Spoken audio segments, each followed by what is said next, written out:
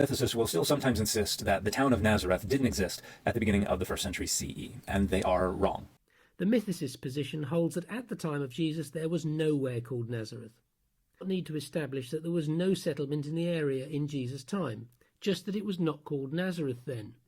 And in response to a previous video where I pointed out that many scholars think the historical Jesus was likely born in Nazareth rather than in Bethlehem, a number of folks confidently asserted in the comments that Nazareth didn't exist at the beginning of the 1st century CE. I'm the Edward Cadbury Professor of Theology at the University of Birmingham, and I'm a Bible scholar, and a friend of mine asked me if I would make a video explaining the historical evidence for Jesus.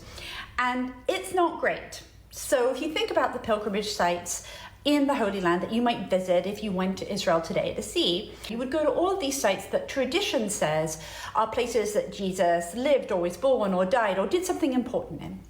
The problem is that in the best case scenario, those traditions go back to the 4th century CE when the Emperor Constantine and his mother Helena were looking for these sites. We have maps from this exact period.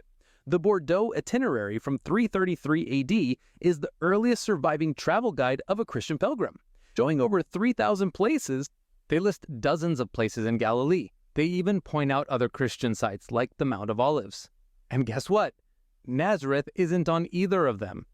It's a complete blank spot on the map. Suggests that the entire story of Jesus, including a historical Jesus, is all made up, that there was no historical Jesus. It's argument from incredulity. They couldn't possibly have made it all up. It's a bad argument too, but it's also not evidence. That's just your opinion. And then he says, like, well, then you need some evidence for them being fabricators. And I was like, oh my God, like the field is full, chock full of evidence, like tons of peer-reviewed evidence that they're making stuff up almost all the time. But if at least 80% is bogus, made up, well, now you've established that they make stuff up. If you don't have evidence one way or the other, whether it's made up or not, well, the prior probability that it is also made up is 80%. That's how probability works. And this is a mythicist claim that goes back to the 19th century and is based on a couple of observations that were first made in that time period. One is the absence of any reference to Nazareth in any of the literary or inscriptional sources from the early 1st century CE. And that continues to be true. The other is the absence from the material record of domestic dwellings and habitations and cultural artifacts in the area we now know as Nazareth that date to the beginning of the 1st century CE. According to the mythicist position, Nazareth was founded around the 3rd quarter of the 1st century CE, so somewhere around the time of the Jewish War. And then later New Testament authors just erroneously assumed that the town existed at the beginning of the 1st century CE. That observation is no longer true. Strawman arguments to attack their opponents. But they do not need to establish that there was no settlement in the area in Jesus' time, just that it was not called Nazareth then. Because archaeological excavations from the end of the 20th century and the beginning of the 21st century... There's that site, and that's got 1st century, early 1st century structural evidence. How much of it is, in any sense, domestic, is very difficult to ascertain. Right. It's got storage facilities, it's got agricultural facilities, it's got water cisterns. It's obviously part of a settlement, but whether there are any houses there, it's really hard to tell. The archaeology of that settlement is really known through very few actual excavations. There are some chance finds, especially of rock-cut tombs, which they have almost universally been poorly excavated or really not excavated at all, but recorded, often in sketches, seldom in very much detail, and they form roughly a ring around the centre of modern Nazareth. And some people in the past, especially biblical scholars, have wanted to say that that defines the Nazareth that Jesus would have lived in the early 1st century. Mm-hmm. Well, there's a problem with that, in that although some of those tombs are 1st century, and some of them are even of earlier form than the 1st century, the whole phenomenon of using these rock-cut tombs seems to have come in to the Lower Galilee, the region where Nazareth was, around about the mid-1st century. So in other words, you can't use this ring of tombs to define the limits of Jesus' Nazareth. They weren't there then. Indicate together that we have the tombs of pretty wealthy people, probably wealthier than one would expect in a normal Galilean agricultural village. We have a village with no archaeological trace of first-century homes, but plenty of tombs, right where Jewish law says people would not be living. We have a perfectly plausible explanation for those tombs: the cemetery for the nearby historically real town of Jaffa.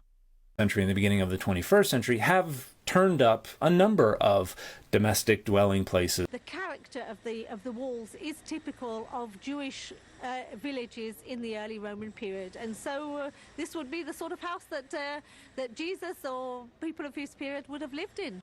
The archaeologists found remains of a wall, a hideout, a courtyard, and even a water system that appeared to collect water from the roof and supply it to the home. This hasn't been found up till now, so it really is some kind of a revelation from the point of view of Nazareth itself. The excavations director says the inhabitants were probably Jews of modest means who kept camouflage grottos or caves to hide from Roman invaders. One site is away from the centre of modern Nazareth, a little bit away, and that is variously called in publications Nazareth Village Farm. Now that, when it was excavated, was a site where there were agricultural terraces. There was quite a lot of evidence for agricultural activity in the first century AD, and including what might be evidence from the early 1st century AD.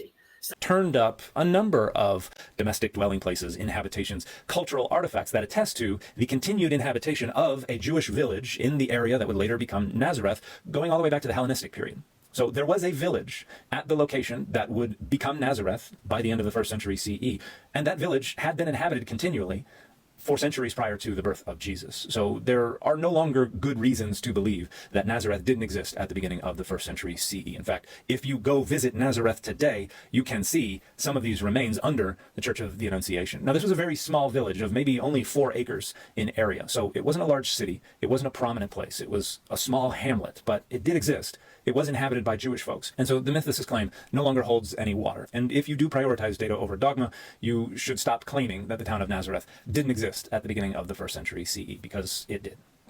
Evidenced by archaeology and, in fact, by texts, is the emergence of Nazareth as a Christian pilgrimage centre. And that seems to occur in the 4th century, as do many Christian pilgrimage centres emerge in the 4th century. Whether there was any Christian pilgrimage or religious attention to Nazareth before the 4th century is really, really difficult to tell.